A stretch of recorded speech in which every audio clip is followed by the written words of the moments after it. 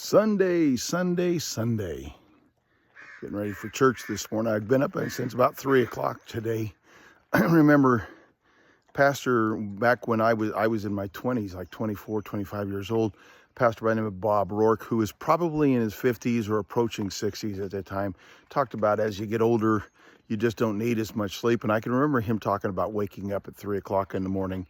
And then the fellow that I am now kind of using as my mentor, a guy by the name of Dale Bigham, who is, I don't know, not quite 10 years older than me. He talks about waking up. He jokes around about not liking the fact that he wakes up at 2 or 3 in the morning, but, still does that anyway.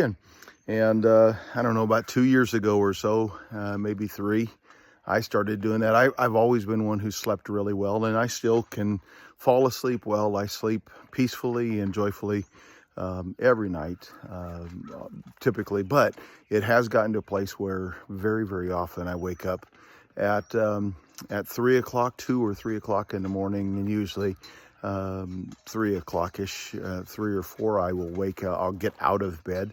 So I got up at 3 today, just laid there in bed until 3, got up and went to work on my Daily Visits with God newsletter.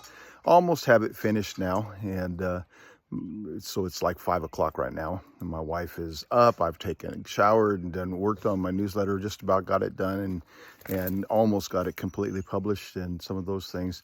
But getting ready for the day. Yesterday was an incredibly wonderful day. For my 66th birthday. It reminds me so very much of growing up, and where in a little town I graduated from high school from, Waitsburg, Washington. And this reminds me so much of this. Waitsburg had what they called Days of Real Sport. That happened every May.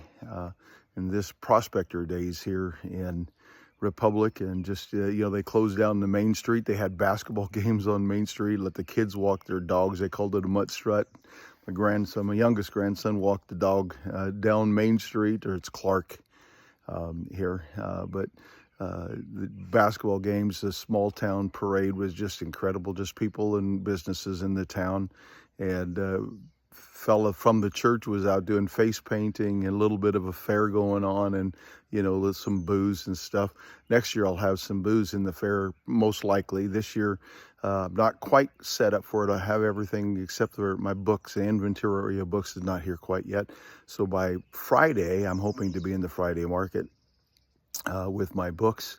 But this is an incredible day. We took a drive after my oldest son and his wife left just after the parade. They headed back to their home. They live about 6 hours away. So they took off back to their home, and Anita and I came back to our place, and Anita said, I still feel like partying. What do you want to do? And so she suggested we go for a drive. So we did a loop. We went north out of the place that we're at here at Gold Mountain. We went north up to Curlew, and we headed west at Curlew over to Oroville, and went through a little place called, I just lost the name of that little, Chesaw.